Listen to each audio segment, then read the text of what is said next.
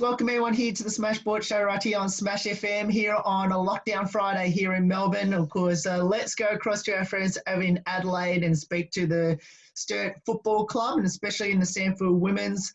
Unfortunately, their season came to an end 3 weeks ago, but of course, they'll be hoping to bounce back in 2021. And of course, we've got a very special guest on the show and she joins us now. Thanks so much for joining us. No worries. Thank you so much for having me. No worries. Well, I'll get you to introduce yourself and obviously what position you played on the field this season. I'm Lucy and I played on the wing for Sturt this season.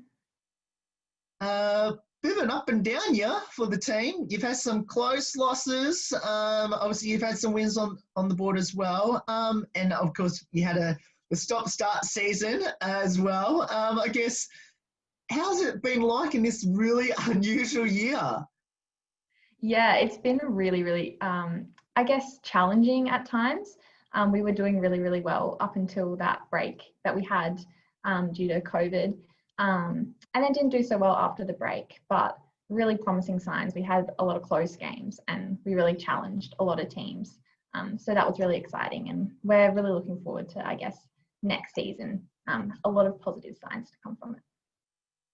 Now, let's talk a bit about the first 4 games of the season before lockdown. It was a 2-2 record. Of course, you played probably the 2 toughest teams in the comp to start off with. Of course, you played West Adelaide and South Adelaide. Of course, South Adelaide are in the grand final this weekend. And then, of course, you had 2 fantastic wins against the Eagles and Centrals as well. I guess, how good was it to start the season so well before COVID? And were you devastated that that momentum that you've had sort of stopped at the wrong time? Yeah, it was really exciting to get those wins on the board early on. I think it gave us a lot of confidence. We're a really young side, so to get those wins early on was really important for us. Yeah, obviously disappointing to have that break and a lot of the AFLW girls come back, but it was good to, I guess, get that experience to play against them. And I guess we know as a young side that we're going to be better for it in the long run. With the break and the lockdown, what did you do, I guess, in lockdown to sort of keep yourselves and that fitness going, knowing that hopefully the season was going to resume as it did? Yeah, so we had no idea what the season was going to look like when we came back or if it was even going to come back. So for us, it was just keeping in contact. We did a couple of challenges on our group chat and did a weekly Zoom workout together, which was really great to, I guess, have that social side as well, which a lot of us were missing during that lockdown period. Now, I believe, talking to Maya yesterday, that your final game before the lockdown was the last game that had a crowd, Friday night game against Central. I guess when you got the word that after that game that it's pretty much postponed for the year, what was everyone's thoughts? Even though, you got the win, but what was everyone's thoughts after? Was it mixed? Yeah, it was really actually a strange game. At the start, it was very weird with people talking about the season not going ahead anymore or if it was ever going to come back. So yeah, it was really strange. It was obviously amazing to get the win and we kind of treated it like this could be our last game of the season. So we better come out really well, which thankfully we did. But yeah, it was super weird time, I guess, not only in footy, but in the world. So yeah, it was a little bit scary, I guess. And very lucky that we actually got to play some footy afterwards. Now, of course, you got the chance to resume, of course, this year and got to finish it off. I guess, how was it like getting back into it again? Was it tough in regards to, obviously, with the the social distancing and the restrictions involved at training, with limits on how many people can be at training? How difficult was that at the start? And when did you felt you got into the sort of routine of having the whole group back? Yeah, it was very strange to start with. We were only in groups of 10, I think. So it was nice to see those 10 people again, but obviously we would see the other girls on the oval training, but we couldn't go over and talk to them or anything like that. So it was a bit strange, but it was nice to, I guess, get like used to the girls again, even though it was just 10. It was nice to get close to that group. And I think every group had a nice little bond. And then that only strengthened us when we came back together as a group, which was really, really fun to actually get that team environment in again. When was it that you got to the point that you could actually train together and I guess get to feel that you were all part as one instead of two separate groups? I think we trained all together only 1 or 2 weeks before our first game back, actually. It was a pretty quick turnaround between you can train together and the next game. So yeah, I think it was only 2 or 3 weeks before our first game, which was interesting. Was it more relief or excitement that you got back together again instead of doing things in groups? Yeah, it was relief, I guess, to know that we were actually going to get to train together as a whole group before we played a game. But yeah, it was really, really nice to get back with everyone. The most social contact most of us had in a while. So it was really, really good. Of course, the resumption of the season, and I guess didn't produce many results, of course, but I want to talk to you about the draw against Norwood. Maya mentioned this before. I think you were in front in that game until right on the buzzer. I guess, did you feel that, there was some improvement knowing that, you considering the results didn't go your way throughout the rest of the year, that give you confidence that you can challenge against the top teams again, especially Norwood finishing in the top 4? Yeah, for sure. I think we all agreed that we should have won that game. We all played really well and really put in the stuff that we had been building on for so many weeks in that game. So yeah, it was disappointing not to get the win, but took a lot of confidence out of just being able to, I guess, keep with them that entire time. And even though we didn't get the win, I think a draw was not too bad. Now, I talked to Maya that, and she told me that, and obviously I'm assuming you're going to agree with this, that your team is the youngest team in the competition, or close to be the youngest team in the competition. Considering that you've been improving every year in wins and losses, I guess, do you count this year as a successful season? Oh, for sure. I think we've had so much improvement and so much experience in all our younger girls.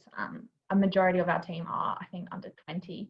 So it's really awesome to get some league experience in all of those girls, which is really exciting. And we know that all the hard work we're doing now is going to put us in better stead in the next few years when all of our younger girls are older and we can match it with the bigger bodies. So yeah, I reckon it was successful. Disappointing not to get as many wins, but I think we've got to take the positives out of what was a really, I guess, strange season as well. Now, tell us a bit about your amazing youth and young players in the team. I guess ones we should watch out for. Oh, it's got to be Zoe Prowse. She's our rock. I think she's only 16. Yeah, she's going to be amazing. She is amazing. She absolutely dominates every time she goes onto the field. I think she's an AFLW Academy member. So yeah, we're really lucky to have her, and she's definitely one to watch in the future for sure. And tell us a bit about your AFLW players in your team, in particular. So we have Georgia Bevan, one of our co-captains, who played AFLW in the Crows a couple of years ago now, which is really great to have her experience in such an elite environment. But yeah, that was really awesome to have her as one of our leaders. Now, you almost answered my next question. Of course, you mentioned about Georgia. Of course, we had Maya as well, who's, of course, her psychic, her co-captain. Tell us a bit about each of those two players in particular, and how well was those two and us two gelling together as co-captain and leading the team? Yeah, Maya's one of my really good friends in the team. We've played together in juniors as well. And yeah, she's an amazing leader, really gets around everyone, takes the time to get to know everyone. And she's been a really important addition to get some of the younger girls involved in the decision making and giving us, I guess, some more confidence to speak our minds. And Bevo, she's just such a great leader on field and off field as well. Her chase down tackles, all that stuff, it makes you really want to do something like that for the team. So yeah, her leading by example has been really, really awesome. Now, for you, I have to ask, and I asked this question to Maya as well. Tell us a bit about your coach. Bruce is new this year. He's our first year coach this year, and he's been really excellent. Really getting more of a, I guess, a team bond in us this year, which has been really great to see. He definitely is all for us having fun with our footy, which is really important to me. I really want to make sure I enjoy football, because we all know that when you enjoy it, you play better. So that's been really awesome. But he's not afraid to give us the hard talk when we need it. So yeah, that's been really great. He's been an awesome addition to our coaching staff this year. Now, let's talk a bit about your footy journey. Where did it all start, and why did you choose it? Well, I first started footy at a common try at Sturt, actually. I think first when the AFLW was starting, so the first year, I guess I saw that was going on, and that was a huge inspiration to me. I've always been a very whatever boys can do, girls can do, and that really got me involved in AFLW. I think the vibe around that starting was really exciting, and that's kind of where it started for me. I went out to a common try at Sturt, and yeah, loved it. And yeah, played ever since. What would be some football highlights throughout your football journey so far? Last year I had a bit of a breakout year for me, found a lot of confidence, played in the SA under 18 state team, which was really amazing opportunity, something I didn't think that I was going to get to do. So yeah, that was really awesome. Also came third in the Sturt's Best and Fairest last year, which I was really stoked about. Well, let's talk a bit about that. You mentioned last year's was your breakout year. Obviously representing SA and obviously getting third in the Best and Fairest at the club. I guess, were you surprised in any of those achievements?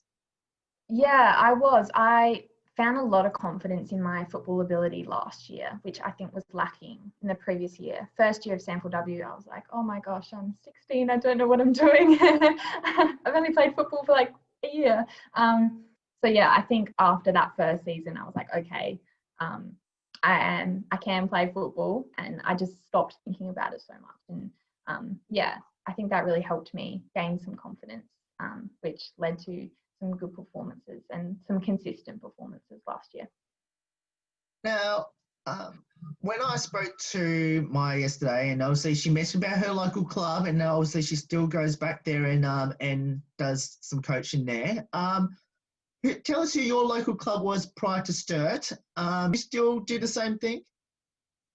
I played a season or two, I think, at Goodwood Saints Footy Club, just prior to, I guess, Sturt's league season. And that was really great. I got to play with a lot of my school friends, which was really, really lovely. Haven't played with school friends in a sport for a really long time, so that was really nice. And everyone was so lovely, and it was just such a great social environment. Don't get back there as much as I would like, doing some coaching for schools, not really clubs, but yeah.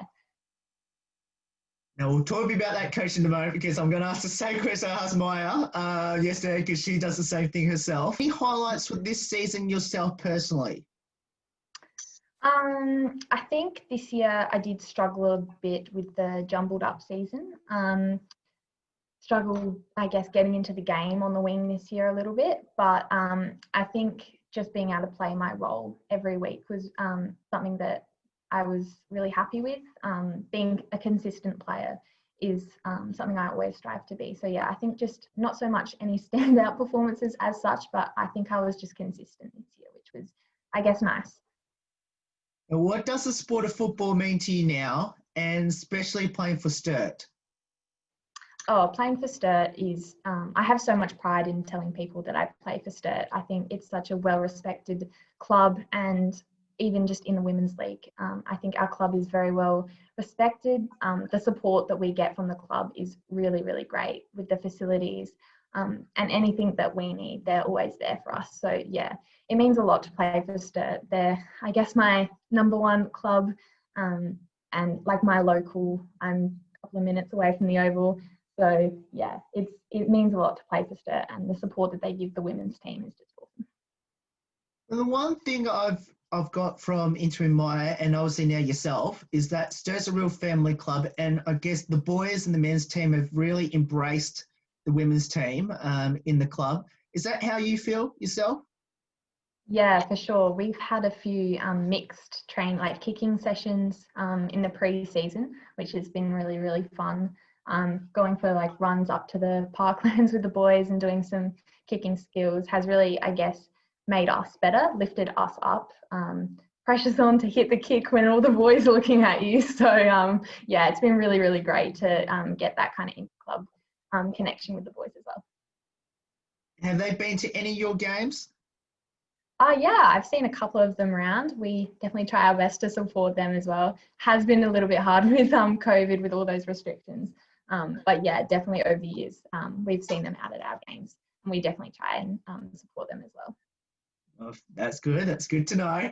Now I have to ask, what's your future ambitions in the sport of footy? Yeah, I would love to play AFLW if I got the opportunity. I know I've got a really long way to go until I'm there, but I'm willing to, I guess, put in the work for that to be a long-term goal. But apart from that, I just want to be a really consistent player for Sturt and I guess become maybe a leader in the future and really like carry Sturt forward. Yeah. Now, what will be your advice to our listeners out there that should come down and have a go playing at Sturt? My advice would be don't take it too seriously and just give it your best shot. I've definitely been someone who's let, I guess, confidence get in the way of giving something a go. So I would definitely recommend just do it. You don't know until you try. Now, it would be missing me to ask this question because I said I was going to get back to it. Coaching. You mentioned that you coach your school team or what have you learned from being a coach? Just to listen. All those side conversations I might have, not happening ever again. Definitely a challenge to coach a bunch of young girls. They're always talking. So yeah, definitely makes me appreciate the role of a coach a whole lot more now that I'm doing it. And I have to ask, how's your school team travelling?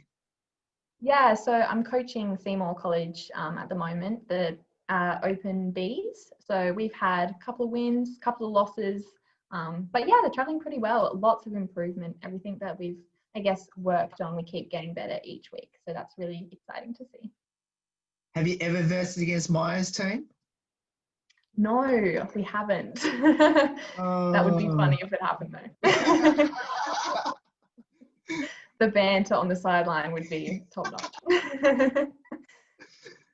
Well, we'll see if that's going to happen this year. Now, let's finish up with a couple of lighthearted questions about your teammates there at Sturt. Now, I know Maya mentioned you in one of these questions. I don't know which one it is. I think it's this one, but I'm going to make sure this is correct. Who had the most embarrassing moment on the field this season? Okay. I've got a feeling this was the one she mentioned. I believe what she recalled that you tripped over with no one around you on a centre square. Is that almost correct? Yep, knew this one was going to come up as soon as you said it. Yeah. It looked like I tripped over a white line. I really just tripped over my shoelaces, but absolutely face planted. And that was all we saw the next week. Everyone was sending me it. It came up in the review and I was like, I am never living this down, ever. It was funny. Lacey, I have to ask this question to follow up. You know, when you did you ever thought it was going to come up again? As soon as I did it, I was like, oh my God, they're filming this. I'm never going to live this down. As soon as I did it, I knew. Can you tell us what game that was? I think it was against South, or it was on South's Oval. I remember exactly where it happened. I think it was against South. Yeah.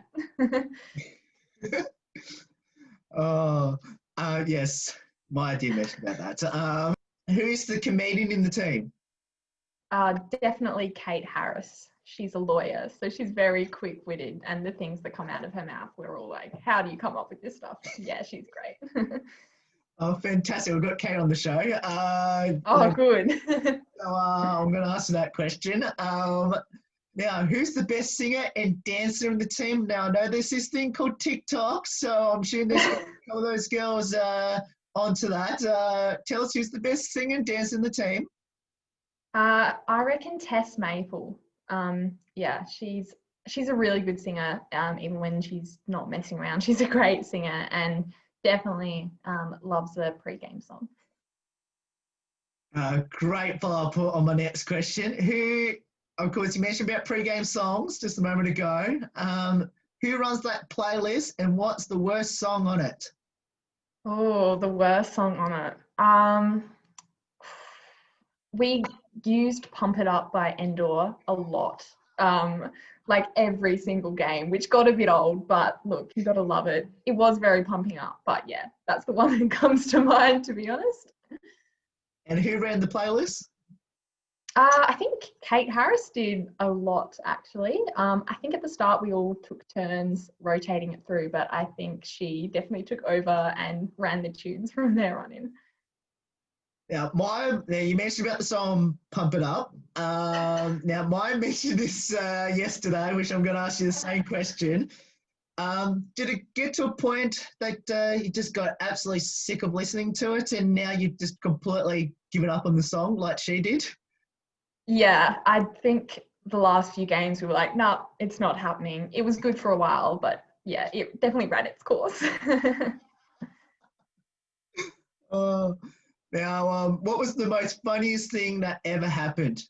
That train or during a game? I feel like I'm always doing the embarrassing stuff, to be honest. It's got to be that for me. As soon as I did it, I was like, oh my God, here we go. And yeah, probably it was the longest laugh that we all got out of that one. Oh, now you mentioned about the challenges that you did during lockdown. What was the most funniest challenge that the team did? I think it was who can hold the longest handstand. That was really interesting. Some people were very athletic, others like me, not so much. Oh. Now, similar question about the lockdown, but of course, I'm assuming you did something new during lockdown that you didn't think you did. Have you found a hidden talent? In lockdown, I actually started going on long runs, which I haven't been so inclined to do so. Like some big 10K, that's long for me, runs. Got really into that. So I didn't think I was going to be one of those people who ran really, really long ways, but I actually really enjoyed it and definitely going to keep doing that one.